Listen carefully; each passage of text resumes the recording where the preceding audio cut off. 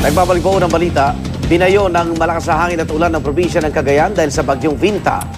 At naglandfall po kahapon sa Cagayan ang bagyo. Papaano kaya ang undas nila? May live report si Bam Alegre. Bam?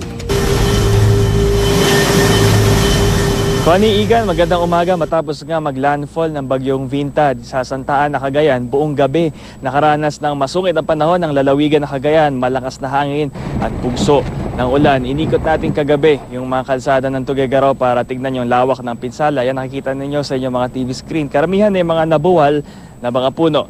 Ngayon, nandito tayo sa Tuguegarao Public Cemetery at kung kahapon nangangambay ang maraming taga rito na baka hindi nila mabisita yung mga puntod ng kanilang mga mahal sa buhay, ngayong araw, sa mga oras na ito, mas maaliwalas ang panahon, hindi na rin umuulan, kaya pwede nang puntahan ang inyong mga puntod kung meron man dito. Kung nandito kayo sa Tuguegarao. Balik sa inyo, Connie, Igan.